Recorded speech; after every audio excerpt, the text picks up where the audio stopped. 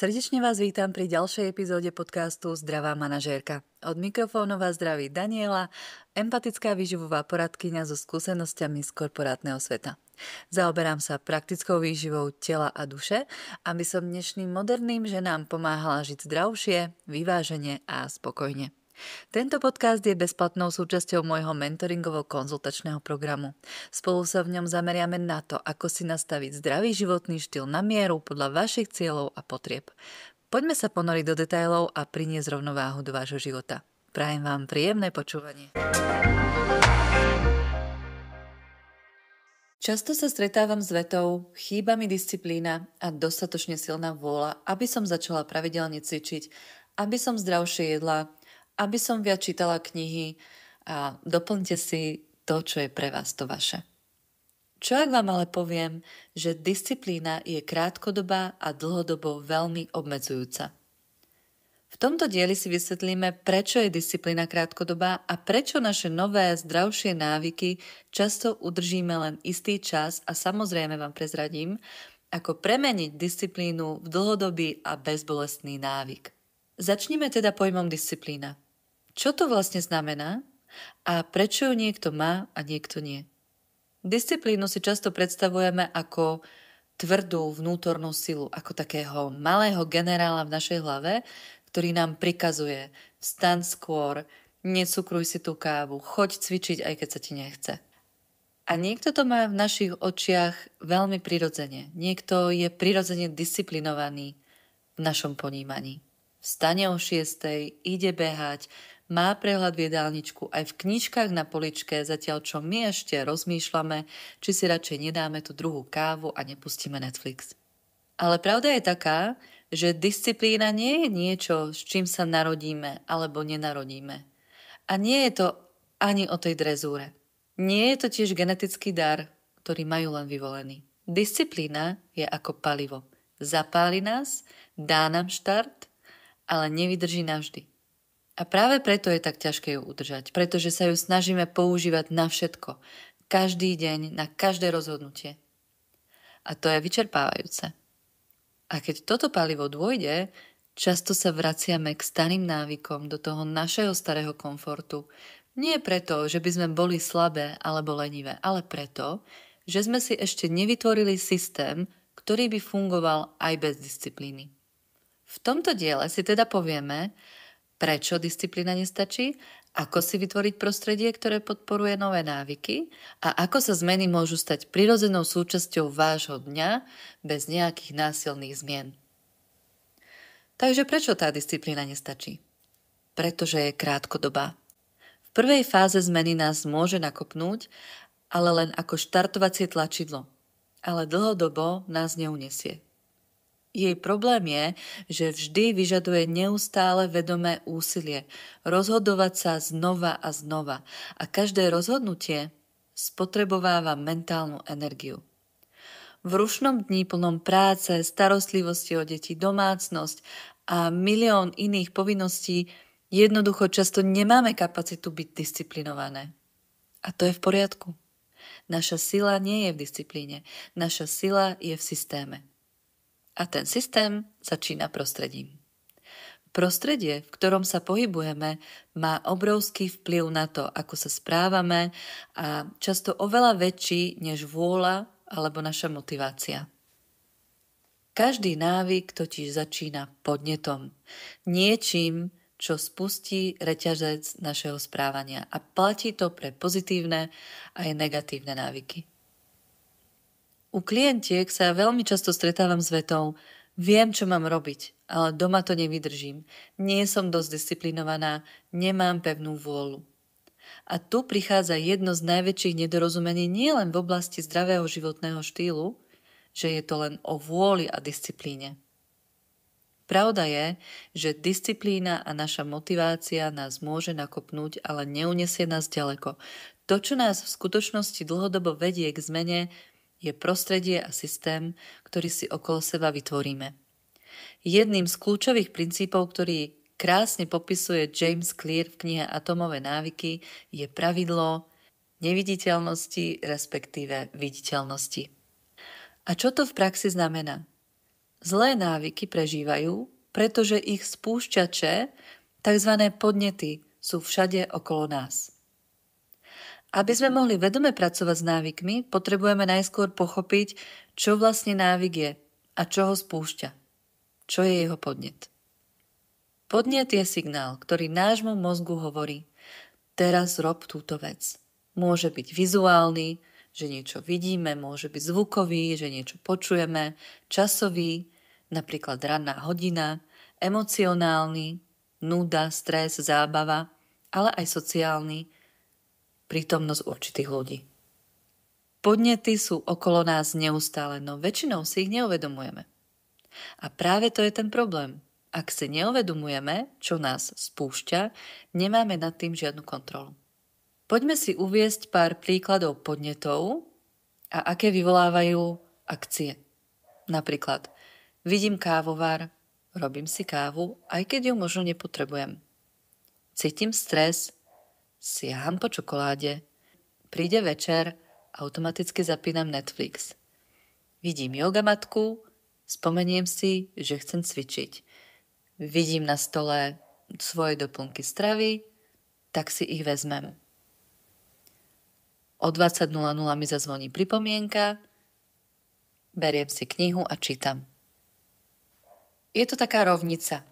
Podnet vyvolá túžbu, túžba vyvolá akciu a tá akcia vyvolá odmenu. Niečo, čím si splním to, čo ma k tomu podnietilo. Takto funguje návykový cyklus. A ak teda chceme budovať nový návyk, potrebujeme začať od prvého bodu, od podnetu. Ako dlho trvá vytvoriť si nový návyk? Z výskumov vieme, že vytvorenie stabilného návyku trvá priemerne 2 až 3 mesiace a začneme si ho osvojovať potom, ako ho 21 až 30 krát zopakujeme po sebe.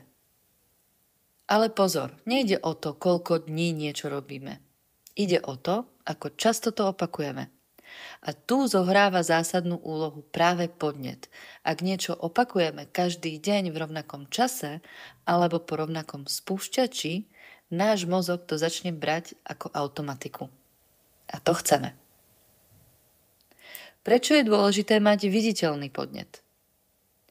Pretože bez neho mozog neaktivuje návykový cyklus. Napríklad, chceš začať každý deň ráno cvičiť?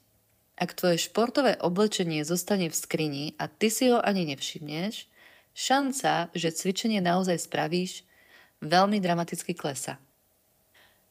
Ale ak si ho večer pripravíš na stoličku, zrazu vidíš podnet a ten spustí túžbu po akcii. Aj keď si unavená, práve tento podnet ťa môže jemne pošťuchnúť tým správnym smerom. A čo s návykmi, ktorých sa chceme zbaviť? To je často ešte väčšia výzva, než zaradenie tých nových, vylepšených, pozitívnych, zdravších návykov. Nie preto, že sme slabé alebo lenivé, ale preto, že podnety k týmto návykom sú silné a neustále prítomné. Sú v našom prostredí, v rutine, v zvyku, v emóciách a dlhoročne sme ich nejakým spôsobom udržiavali. Ak teda chceme zlý návyk dlhodobo zmeniť alebo odstrániť, nestačí sa len snažiť. Musíme sa zbaviť jeho podnetu alebo ho veľmi zneviditeľniť. Bez tohto kroku sa stále budeme cítiť, že zlyhávame, ale pravdou je, že prostredie pracuje proti nám. Takže si to poďme zhrnúť. Každý návyk začína podnetom, čiže je dôležité identifikovať, čo ho spúšťa. Keď chceš nový návyk, musíš zviditeľniť jeho podnet, ako napríklad položiť si ovocie na stôl, položiť si vodu na stôl, keď chcem podporovať svoj pitný režim, dám si športové oblečenie na stoličku, ak chcem športovať, pripravím si knihu na gauč, na nočný stolík, ak chcem čítať. A keď sa chceme zbaviť návyku, potrebujeme zneviditeľniť jeho podnet. To znamená odložiť sladkosti niekde ďaleko do spíže, alebo ich vôbec nekupovať. Môžeme zmeniť umiestnenie telefónu pred spaním, že ho nebudeme mať na nočnom stolíku, ak nechceme pred spaním scrollovať. Ak nás cesta domov z práce vedie okolo fast foodu, tak skúsme zmeniť cestu. Pamätaj, nemusíš sa spoliehať na disciplínu. Stačí vytvoriť prostredie, ktoré ťa jemne vedie tým správnym smerom. Pretože keď je telefón na stole, automaticky po ňom siaham. Keď mám sušienky na linke, bezmyšlienkovito ich jem. Keď mám televízor zapnutý ako kulisu, namiesto pohybu sedím. Dobré návyky často zlyhávajú, pretože ich podnety sú neviditeľné a zlozvyky sa ďalej udržujú, pretože ich podnety sú naďalej viditeľné. Ako teda pracovať s podnetmi tak, aby nás podporovali? Ako sme si už vysvetlili, každý návyk, či už dobrý alebo nežiaduci, začína podnetom. Takže našim cieľom je zneviditeľniť podnety pre zlé návyky a zviditeľniť tie pre nové, zdravšie, pozitívnejšie návyky. Aby sme si to vedeli predstaviť v praxi, poďme si povedať pár príkladov na podnety. Napríklad identifikuješ, že tvoj zlozvyk je scrollovanie pred spaním a rada by si to zmenila. Podnetom je, že ten telefón máš položený na nočnom stolíku. Takže ho automaticky vezmeš a scrolluješ. V momente, keby si ten telefón dala do inej miestnosti, tak ho zneviditeľníš a nebudeš scrollovať. Pokiaľ nebudeš mať samozrejme až takú motiváciu, nevstane, že nepôjdeš do tej vedľajšej miestnosti. Ale v momente, keď ten telefón schováš a nevidíš ho, tak vymažeš ten podnet.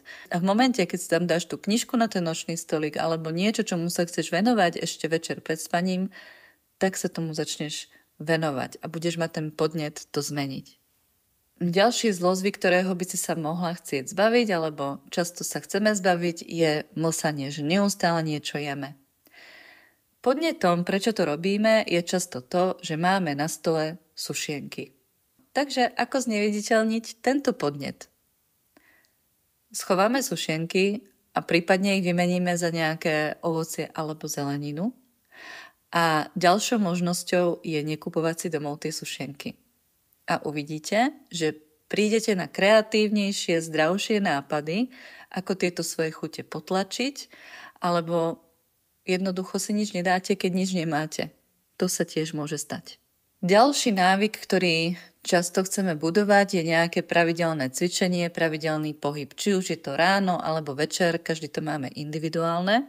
Ale v momente, keď máme tenisky zahrabané v poličke, keď máme jogamatku niekde schovanú v skrini, tak máme ten podnet na to, aby sme cvičili neviditeľný. Ale keď si napríklad večer prichystáme tú jogamatku niekde do obývačky a ráno vstaneme a vidíme to, tak máme veľkú pravdepodobnosť, že si zacvičíme alebo nad tým aspoň začneme premýšľať. Takže toto bolo pár príkladov na nejaké návyky a podnety, ktoré ich spúšťajú. Ako si teda zvedomiť svoje podnety, ktoré ovplyvňujú naše jednotlivé rutiny, návyky a častokrát sú to naše zlozvyky. Ako si teda zvedomiť podnety, ktoré spúšťajú jednotlivé naše návyky a najmä tie, ktorých sa chceme zbaviť, ktoré chceme nejak premeniť. A naopak, ako si vytvoriť podnety na to, aby sme implementovali do toho našeho prostredia, kde žijeme, tie podnety pre pozitívne návyky. Takže prvé pravidlo je samozrejme zvedomovanie. Takže by sme sa mali zamyslieť, spýtať sa seba, čo robíme automaticky a čo spúšťa túto akciu. Či je to pocit, miesto, čas, nejaká vec, osoba. Kedy najčastejšie robím tie dané návyky, ktorých sa chcem zbaviť. Alebo naopak, kedy mám tú motiváciu robiť tie pozitívne zmeny. Pretože aj toto je veľmi dôležité cvičenie. Pretože my sa nechceme len zbavovať z tých zlozvykov, ale zároveň chceme vytvárať to prostredie pre tie pozitívne návyky. A častokrát to nie je tak, že sme sa o to nikdy nepokúsili. A vždycky sme mali nejakú motiváciu, nejaké naladenie, nejaký podnet na to, prečo sme to začali robiť, ale už sme u toho neostali. Takže tu je dôležité sa zamyslieť nad tým, čo bol ten podnet, ktorý nás viedol k tomu pozitívnemu návyku, ktorý sme chceli udržovať a naopak, aké podnety nás vedú k tým zlozvykom. k tým rutinám, ktoré už nechceme opakovať, ktoré chceme eliminovať zo svojho života. A to nás vedie k bodu číslo 2, čo je všímanie si opakujúcich sa vzorcov. To znamená napríklad, že vždy, keď dôjdem domov, siaham po niečom sladkom. Ale vy si tam samozrejme doplňte niečo svoje. Alebo ráno scrollujem, lebo telefón je prvé, čo vidím. No a tretím bodom, aby sme si to nielen zvedomili, ale aj uvedomili a zapamätali, je dôležité si to zaznamenať.